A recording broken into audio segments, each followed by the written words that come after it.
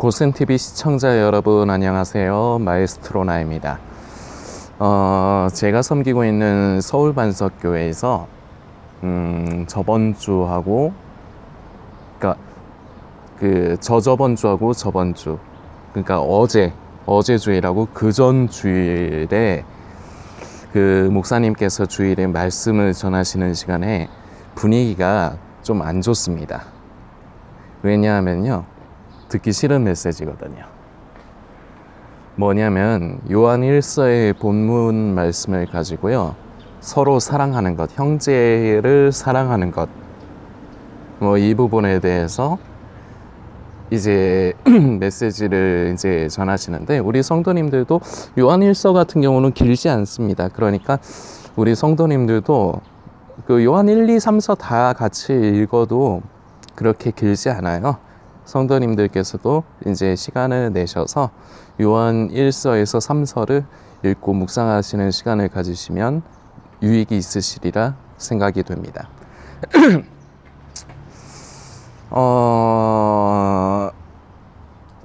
그 부분 때문에 메시지를 나누니까 이제 성도들이 좀 분위기가 냉랭해요. 제가 그러는 게 아니고 목사님이 강대상에서 말씀하시는 게 그래요. 어제 말씀을 하시더라고요. 좀 성도님들 표정이 안 좋다. 시험 들지 않게 이제 서로 조심하자. 이런 취지로 이제 말씀을 하시는데, 참 제가 감사한 것은 말씀이 살아있구나. 말씀이 살아서 운동력 있는 좌우의 날선 검과 같은 말씀이 우리 교회에도 허락이 되는구나. 왜냐, 지금 교회에 필요한 말씀이기 때문이에요. 하나님께서 주의 종을 통해서 그때마다 마치 매일매일 일용할 만나를 내려주시듯이 매 예배의 시간대마다 하나님께서 주의 종을 통해서 우리에게 필요한 말씀을 주의 종을 통해서 주시는 건데,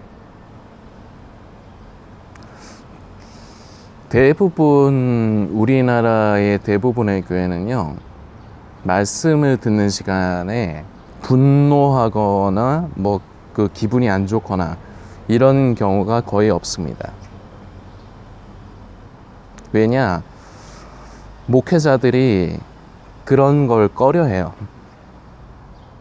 반드시 전해야 되는 메시지가 있습니다. 하나는요, 심판입니다. 반드시 하나님께서 공의로 심판하신다. 지금 교회만 다니고 있다고 해서 안심하지 마라.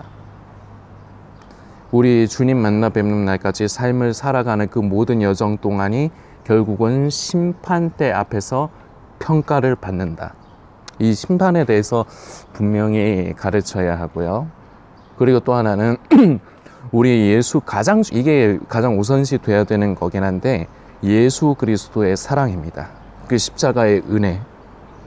이게 교회에서의 메시지의 가장 최고의 중심이 되어야 되는 메시지입니다. 그리고요, 또 가르쳐야 되는 건 하나님 앞에 물질을 드리는 것에 대해서 가르쳐야 돼요. 그런데요, 대부분은요, 이런 메시지들을 잘 가르치잖아요. 십자가의 은혜는 말을 해도요, 헌금에 대한 것이라든지 하나님의 심판에 대해서는 잘 메시지를 잘 전하지 않습니다. 왜냐하면 싫어하거든요. 교인들이 그걸 싫어하거든요. 싫어하면 어떤 일이 발생합니까? 교회를 떠나죠. 교회를 떠나고, 아니면 교회에서 분란이 일어나고, 목회자를 향한 숨은 비판, 뒷담화 깐다 그러죠. 그런 것들이 일어나고요. 그런데요, 저는 개인적으로 이 세상의 교회가 썩어 문드러지고 제 기능을 못하는 것이 바로 목회자가 전해야 할 메시지를 전하지 않기 때문이라고 저는 생각합니다. 이게 가장 주된 이유라고 생각합니다. 물론 교회에는 여러 가지 사정이 있어요.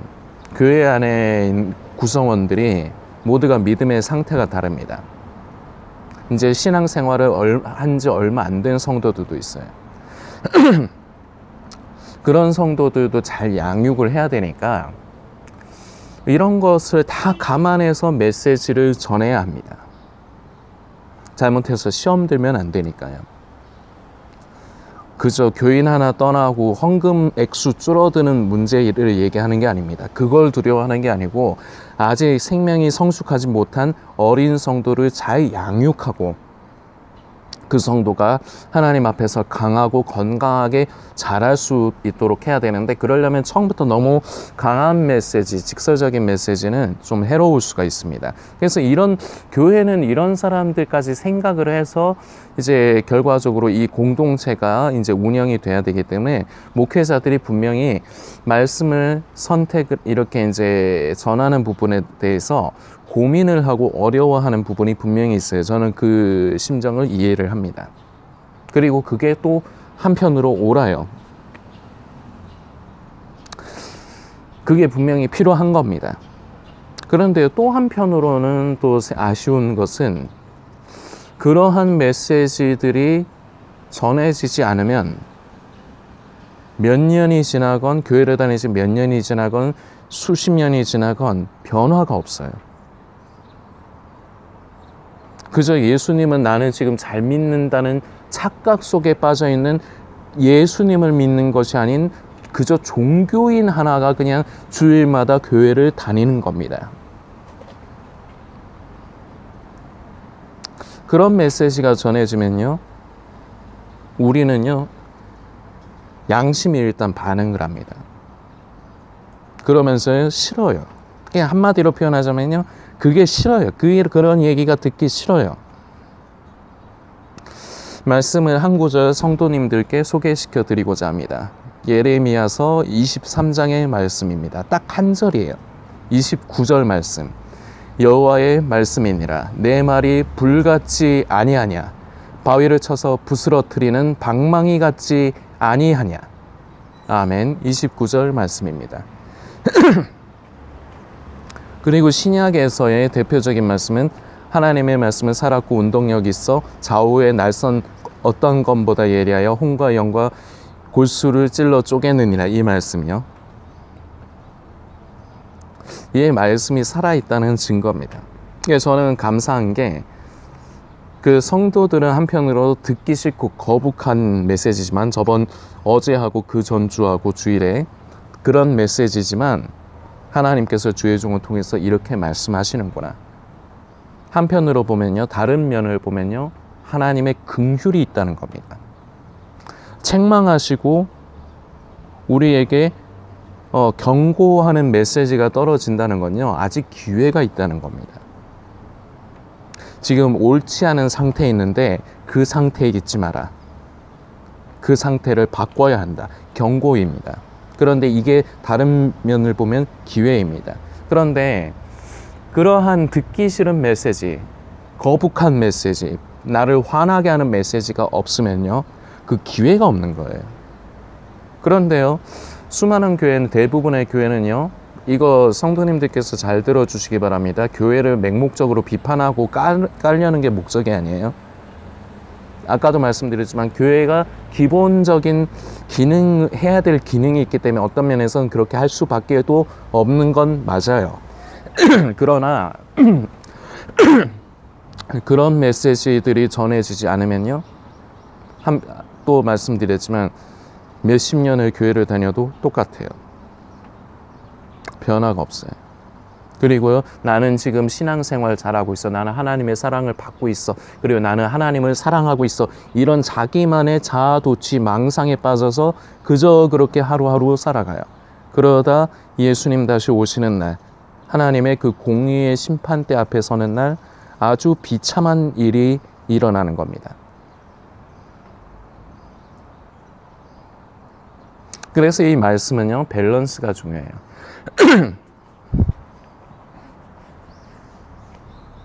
성도들을 사랑으로 잘 보살피고 양육하는 메시지도 분명히 필요합니다. 우리 예수 그리스도의 십자가의 사랑과 은혜를 잊지 않도록, 그리고 그 앞에 나아가도록 하는 메시지가 가장 으뜸이고 중요합니다. 그러나 이것만 해서는 안 돼요. 누구나 물질을 하나님 앞에 드리는 것에 인색합니다. 아까워요. 그리고 내가 지금 살기가 힘든데, 내가 이만큼을 드리면 내가 더 못 사는데, 다 지금 형편들이 다 그렇죠.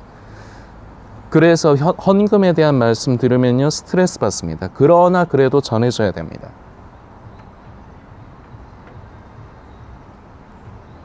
이런 메시지들이 결여가 됐기 때문에요.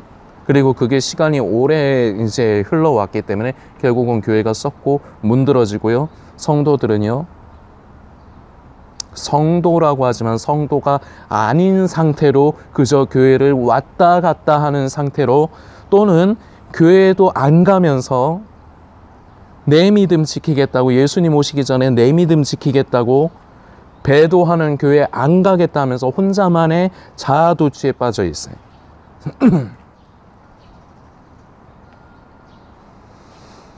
성도님께서 섬기시는 교회의 목사님을 저는 모릅니다. 그런데 만일에 성도님께서 섬기시는 교회의 목사님이 한 번씩 성도님들에게 불편한 메시지를 전하시거든 하나님께 감사하셔야 됩니다. 성도님을, 그리고 성도님과 함께 신앙생활하는 그 공동체의 성도들을 사랑하신다는 증거입니다. 그래서 기회를 주신다는 증거입니다. 물론 이걸 받아들일지 안 받아들일지는 스스로의 몫입니다. 그러나 감사하셔야 됩니다. 하나님의 말씀이 떠나지 않았구나. 주의 종을 통해서 지금도 역사하시고 말씀하시는구나. 그런 말씀은요, 우리를 불쾌하게 합니다. 화가 나게 해요. 그리고 때로는요, 슬프고 우울하게 할 수도 있어요. 그 상태를 좀 잘 일깨워 보십시오. 우리 성도님들 경험이 있으신 분도 있으실 거고, 저는 이미 다 겪은 일들입니다. 제가 어릴 때부터 잘 버텨야 했어요, 저는. 왜냐, 진짜 그냥 까놓고 말씀드릴게요. 전에 제가 어릴 때 이제 섬기던 개척교회 목사님이 원체 강한 스타일이었거든요. 진짜 때려 죽이고 싶은 때도 있었어요. 나를 너무 까니까, 대놓고 까니까.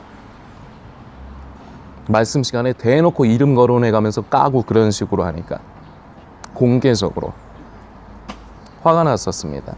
그런데 그것을 잘 버텼을 때 결과적으로 그것이 저에게 유익으로 작용합니다. 성도님들도 그런 경험을 하실 수가 있습니다. 주의 종의 말씀을 통해서 내가 불쾌해지고 화가 나고 우울해질 수 있습니다.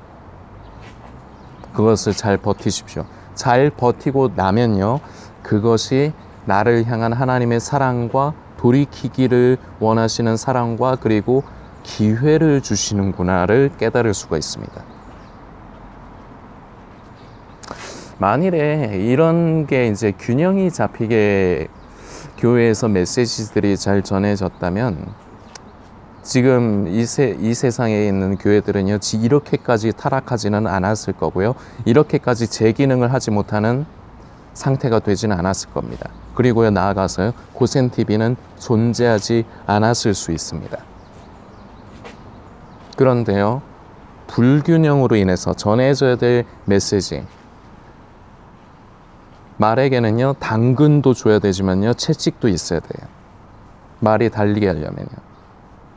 그런데 교회에서는 채찍이 없어요. 그러니까 고센TV가 악역을 전부 다 뒤집어 쓰고 채찍만 휘두르는 겁니다. 왜냐, 밸런스가 안 맞춰 있으니까 이렇게 밸런스를 맞춰야 돼. 교회에서는 듣기 편한 메시지만 듣고 다니시니까 고센TV를 통해서는 좀 성도님들이, 그렇다고 해서 제가 일부러 성도님들을 불편하게 하려고 하는 건 아닙니다. 지금 상태가 그런 상태이기 때문에 고센TV를 통해서 전해지는 메시지는 대부분 성도님들에게 불편한 것뿐이에요. 그래서 불편하면요, 아까도 말씀드렸지만 대부분 떠납니다. 자기 자유죠. 그러나 성도님들께서 그것을 잘 견디시면요, 그 뒤에는 큰 유익이 분명히 기다리고 있을 것입니다. 성도님들께서 묵상하시고, 그리고 그러한 메시지, 때로는 나를 화나게 하고 때로는 나를 슬프게 하고 우울하게도 하고 분노하게 하지만, 그럼에도 불구하고 나에게 그때그때마다 필요한 하나님의 그 기회의 말씀, 사랑의 기회를 주시는 그 메시지가 성도님께서 섬기시는 교회에서도 회복되기를 함께 기도하십시오. 그래야 교회가 삽니다. 교회가 살아야죠, 세상이 살아나요. 성도님들께서 묵상해 주시길 부탁드리겠습니다.